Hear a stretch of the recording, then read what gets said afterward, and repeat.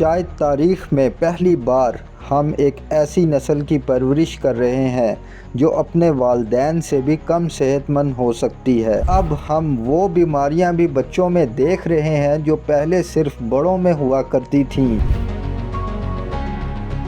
ایک ایسے نوجوان کا کیس سامنے آیا جس کی بینائی صرف اس کی خوراک کی وجہ سے چلی گئی۔ حقیقت یہ ہے کہ چائلڈہڈ اوبیسٹی اصل مسئلے کا صرف ایک حصہ ہے۔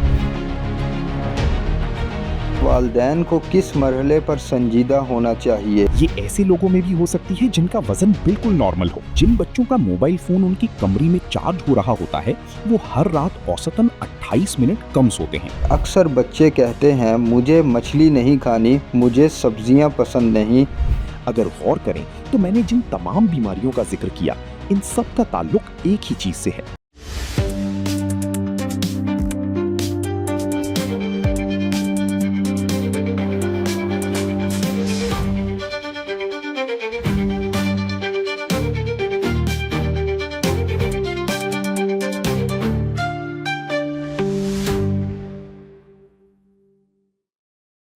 شاید تاریخ میں پہلی بار ہم ایک ایسی نسل کی پرورش کر رہے ہیں جو اپنے والدین سے بھی کم صحت مند ہو سکتی ہے۔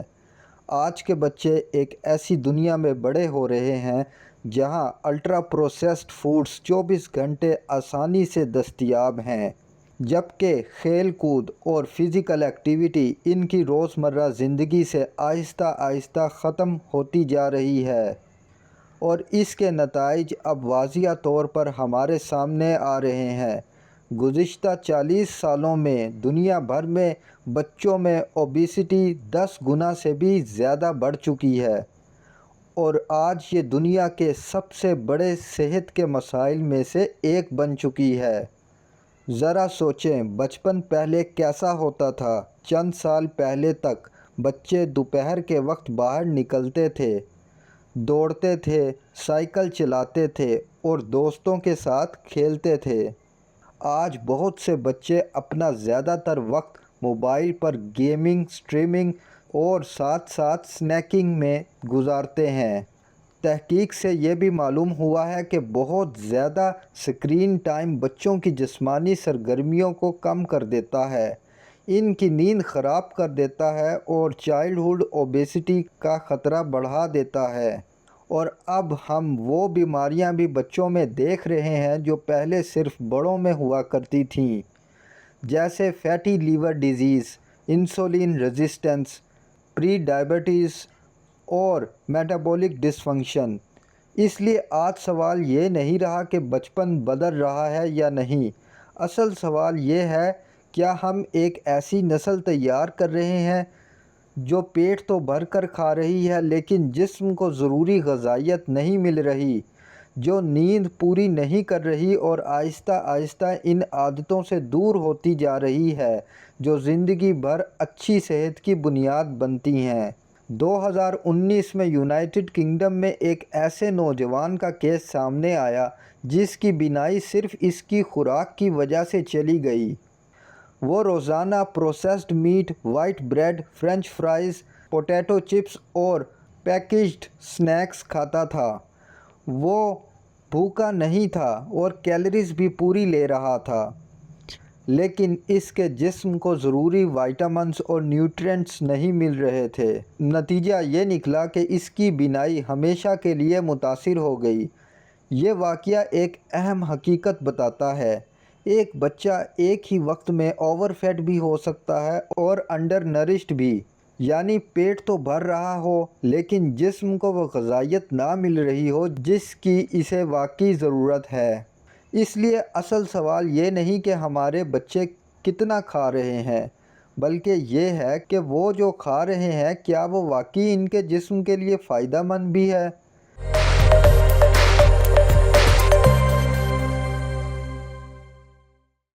آج ہمارے ساتھ موجود ہیں ڈاکٹر رابرٹ لسٹنگ، جو ایک معروف پروفیسر، best seller author, paediatric endocrinologist اور میٹابولزم، شوگر اور الٹرا پروسیسڈ فوڈز پر دنیا کے صفِ اول کے ماہرین میں شمار ہوتے ہیں۔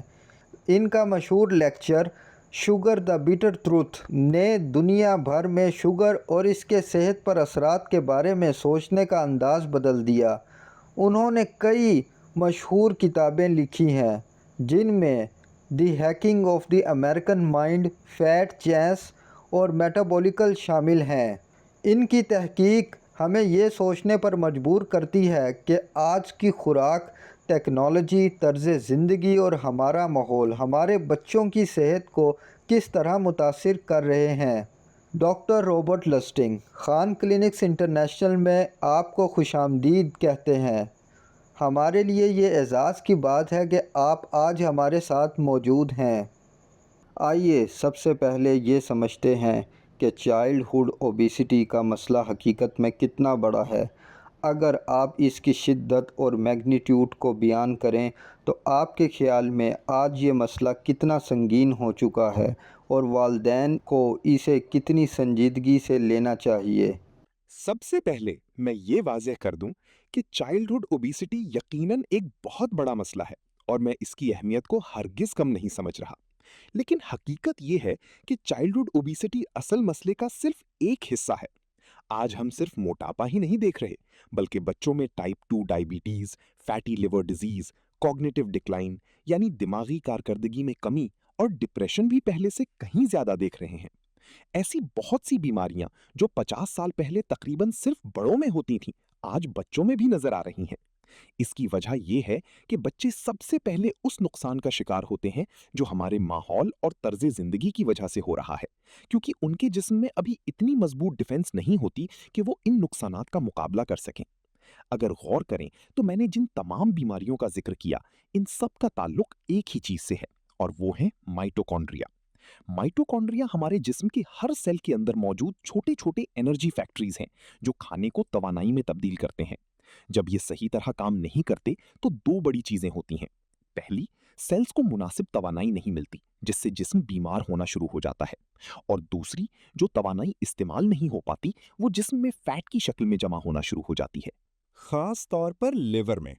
यानी एक तरफ खुलिये तवानाई की कमी का शिकार होते हैं और दूसरी तरफ जिस्म इजाफी तवानाई को चर्बी की शक्ल में जखीरा करने लगता है।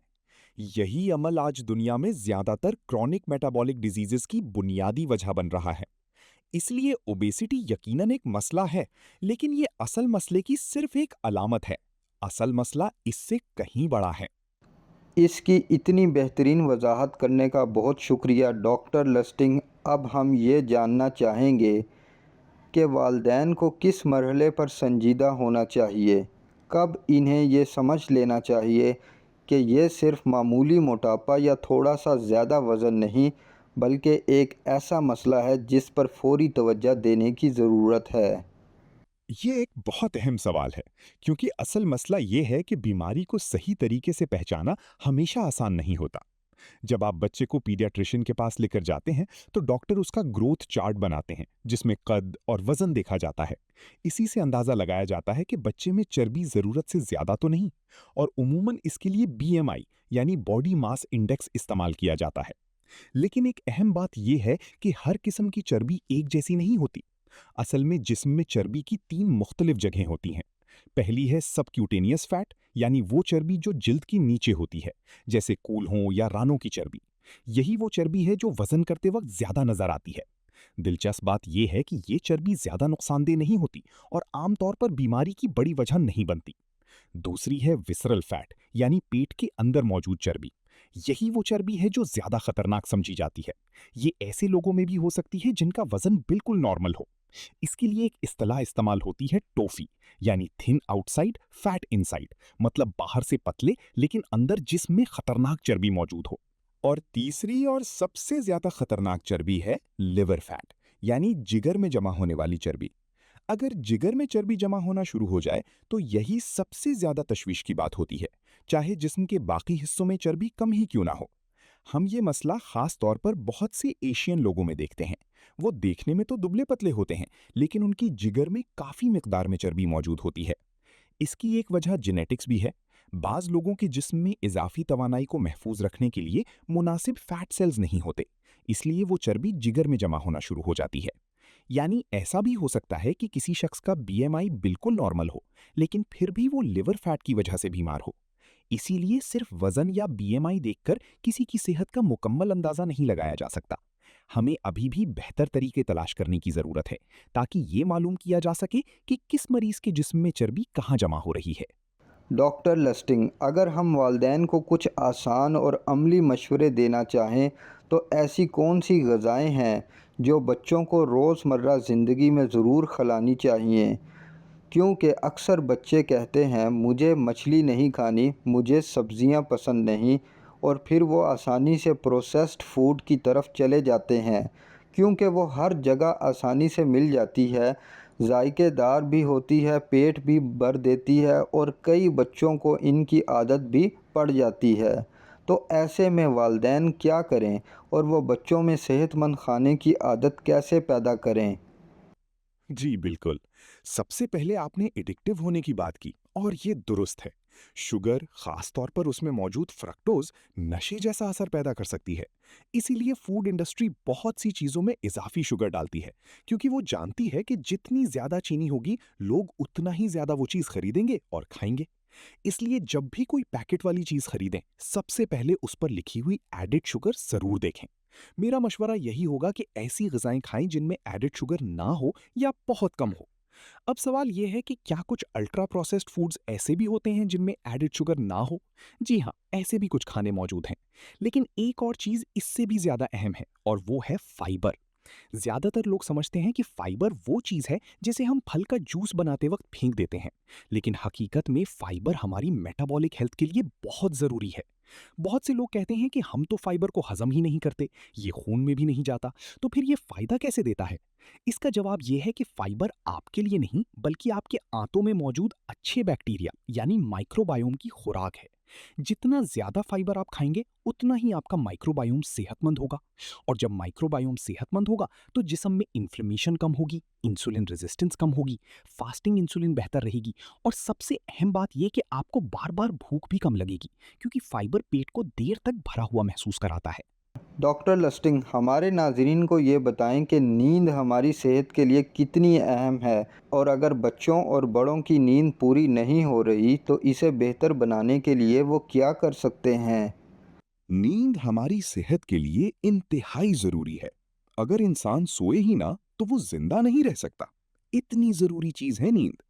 असल सवाल ये है कि नींद आखिर इतनी अहम क्यों है। आज हम जानते हैं कि नींद के दौरान हमारा दिमाग पूरे दिन में जमा होने वाले गैर जरूरी मादों और फजले यानी वेस्ट को साफ करता है। मैं अक्सर कहता हूं कि नींद दिमाग की गार्बेज कलेक्शन है। जैसे घर में कचरा साफ किया जाता है, वैसे ही नींद के दौरान दिमाग अपनी सफाई करता है। इसीलिए अच्छी और पूरी नींद लेना बहुत जरूरी है। लेकिन आजकल दो बड़ी चीजें हमारी नींद खराब कर रही हैं। पहली, कुछ ऐसी चीजें जो हमारी खुराक में होती हैं, खास तौर पर कैफीन, जो नींद में रुकावट डालती है। और दूसरी, मोबाइल फोन्स। मोबाइल से निकलने वाली ब्लू लाइट दिमाग को ये एहसास दिलाती है कि अभी दिन है, जिसकी वजह से नींद मुतासिर होती है। मेरी एक साथी मुहक्किक क्रिस्टीन मैटसन ने एक तहकीक में ये दिखाया कि जिन बच्चों का मोबाइल फोन उनकी कमरे में चार्ज हो रहा होता है, वो हर रात औसतन 28 मिनट कम सोते हैं, उन बच्चों के मुकाबले में जिनका मोबाइल किसी दूसरे कमरे में चार्ज हो रहा होता है। दिलचस्प बात यह है कि ये फर्क उस वक्त भी देखा गया जब बच्चे मोबाइल इस्तेमाल भी नहीं कर रहे थे, सिर्फ ब्लू लाइट की वजह से उनकी नींद मुतासिर हो रही थी। डॉक्टर लस्टिंग, अब हम रैपिड फायर राउंड की तरफ चलते हैं। इसमें हम आपको दो ऑप्शन देंगे और आपने सिर्फ ये बताना है कि आपके ख्याल में इन दोनों में से कौन सा ज़्यादा अहम या ज़्यादा ख़तरनाक है और क्यों। पहला सवाल, ज़्यादा ख़तरनाक क्या है, नींद की कमी या ultra processed foods? Ultra processed foods. ज़्यादा अहम क्या है, सेहतमंद ग़िज़ा या अच्छी वर्जिश? صحتमंद ग़िज़ा। सबसे पहले किस चीज़ को कम करना चाहिए, शुगर या स्क्रीन टाइम? शुगर। बच्चों के लिए ज़्यादा नुकसानदेह क्या है, सारा दिन बैठे रहना या junk food? Junk food. Doctor Robert Lustig, आज हमारे साथ अपना कीमती वक्त गुजारने और इतनी अहम मालूमात शेयर करने का बहुत बहुत शुक्रिया। آج کی گفتگو سے سب سے اہم بات یہ سامنے آتی ہے کہ چائلڈہڈ اوبیسٹی صرف زیادہ کھانے یا ذاتی ذمہ داری کا مسئلہ نہیں، بلکہ اس کے پیچھے بہت سے عوامل ہوتے ہیں۔ اچھی خبر یہ ہے کہ چھوٹی چھوٹی مثبت تبدیلیاں بھی بچوں کی صحت پر بہت بڑا اثر ڈال سکتی ہیں، چاہے وہ زیادہ جسمانی سرگرمی ہو، بہتر نیند ہو، یا پھر جیسا کہ آپ نے کہا الٹرا پروسیسڈ فوڈز کم کرنا اور ریئل فوڈ زیادہ کھانا۔ یہ سب بچوں کی بہتر صحت کے لیے بے حد ضروری ہے۔ اگر آپ کو آج کی یہ گفتگو پسند آئی ہو تو خان کلینکس انٹرنیشنل کو ضرور سبسکرائب کریں، بیل آئیکن کو دبائیں اور ویڈیو کو دوسروں کے ساتھ بھی شیئر کریں۔ میں ایک بار پھر ڈاکٹر رابرٹ لسٹنگ کا تہ دل سے شکریہ ادا کرتا ہوں کہ آج وہ ہمارے ساتھ شامل ہوئے۔ میں ہوں ڈاکٹر عامر خان۔ اگلے ایپیسوڈ میں پھر ملاقات ہوگی، جہاں ہم صحت مند زندگی کے پیچھے موجود سائنس کو مزید آسان انداز میں سمجھیں گے۔ تب تک اپنا خیال رکھیں، باخبر رہیں، صحت مند رہیں۔